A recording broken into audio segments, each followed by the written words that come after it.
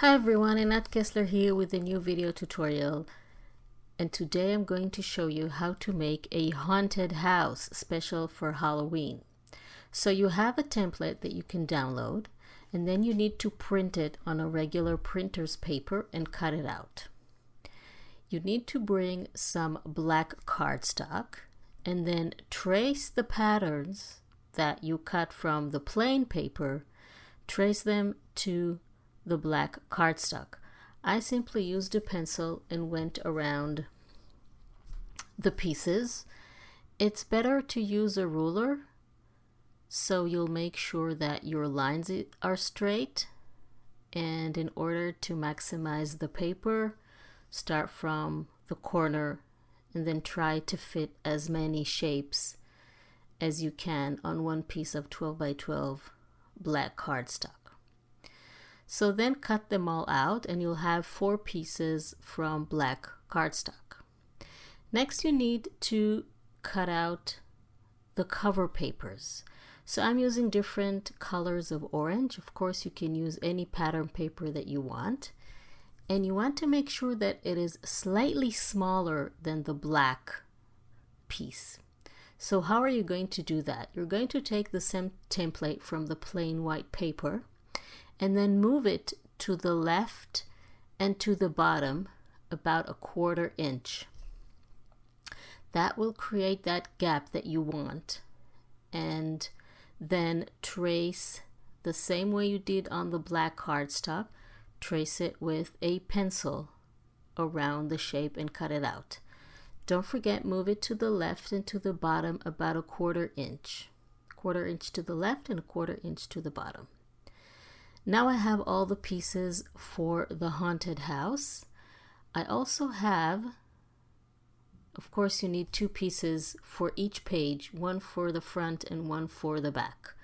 So you'll need 4 black cardstock pieces and 8 pattern paper or colored paper pieces to cover them. You will also need 3 binding pieces that will vary in size. You need 1 piece that measures 4 by 1 1/4 and 2 pieces that measure 4 3/4 by 1 1/4.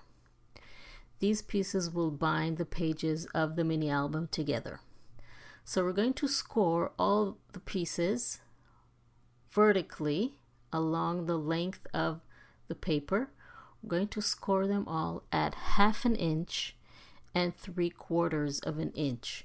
What we're making is a spine that will allow us to insert all kinds of goodies inside the mini album. This will create sort of a gap, a distance between the pages that will allow to add papers and interactive mechanisms and embellishments without losing the shape of the mini album. So this part is very important.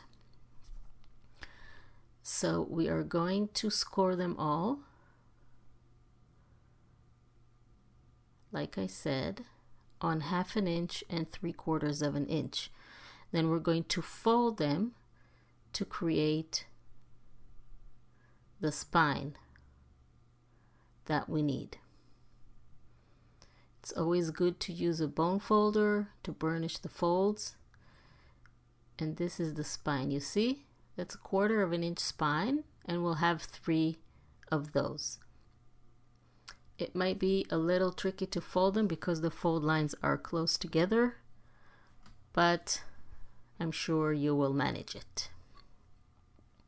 So once we have those paper pieces folded, we can go ahead and bind the mini album, the haunted house pages. So what I'm going to do is only bind the black pieces, and we're going to arrange them according to their order that they appear when you print them. So align the 2 pieces like this. This is piece number 1 and piece number 2. And then apply glue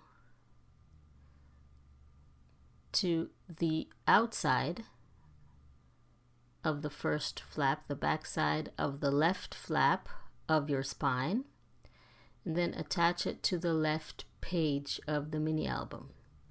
And you only attach it until the fold line. We don't want to glue the spine, only the flaps on the side. And then you apply glue to the other flap on the other side of the spine and attach the next page, page number 2. And again, don't glue the spine, only until the fold line. Make sure that it's aligned and glued properly, and this is how it should look. The spine in the center with 2 pages attached to each side. Now we're going to attach page number 2 to page number 3. So we're going to flip page number 2 and then align page number 3 next to it. Bring the longer spine binder and then attach the binder the same way that you've attached the first one. You apply glue to the back side of the flap and attach it to the back side of page number 2. Please note that you need to align it to the bottom of the page. Don't worry about that glue. We're going to cover the paper anyway. Align it with the fold line and then apply glue to the other flap and attach page number 3. Again, you align it with the fold line and with the bottom of the page, like this. Okay. Now we need to attach page number 4. So we're going to flip. This is how it looks, by the way. So you're going to flip page number 3 and bring page number 4 and align it like this, and do the exact same thing with the last binding spine. You apply glue, attach it to the back side of page number 3 while it's aligned with the fold line and the bottom of the page, and then you apply glue to the next flap and attach page number 4. And basically your mini album is ready, at least the base, because from here on comes the fun part of adding the cover papers, and then you can go wild with Halloween embellishments with skulls and skeletons and bats and other things. So this is how the mini album looks. We have 4 pages. Each one looks a little bit different, so looks like a house but different. Looks really cool. Now we can go ahead and add the cover papers. I like to ink the edges of the cover papers, gives them a frame and another dimension, especially because I'm using a solid color paper. If you are using pattern paper, you can go ahead and leave this part, or you can ink the edges if you want to. It's up to you how you want to make your mini album look. I'm going to ink the edges of all the pages. Next, I'm simply going to attach all the pages, the solid color pages, to the black mini album pages. Don't put a lot of glue. You don't want the papers to wrinkle or curl. Today's glues are really strong, so just put enough on the, make sure to go around the frame and a little bit in the center, and that will be enough, I promise. And then you can start embellishing your mini album. You can add all kinds of embellishments and go really crazy. Now I want to show you how I have embellished my mini album and how it looks. So I'm going to attach the last page, and then I'm going to show you everything that I added to this mini album.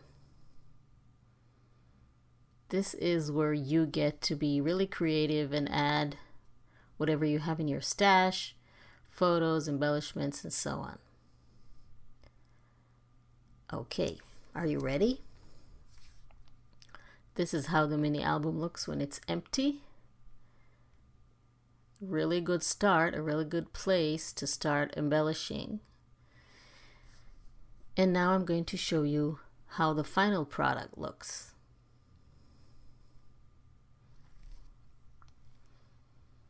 I have decided, of course, to add a lot of interactive mechanisms to my mini album in order to increase the place for photos. So I have here a fence that opens with two little graves inside the garden, which are a pocket. And inside the pocket, you have little tags and photo mats.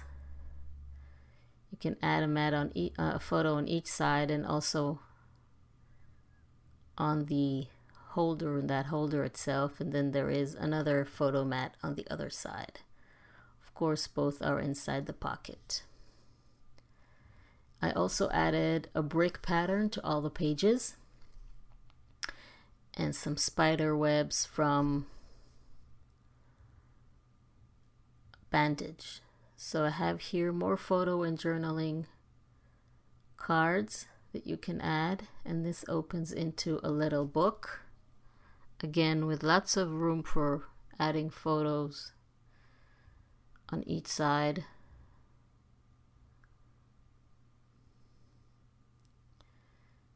Again, here you can add a photo next to this little bat.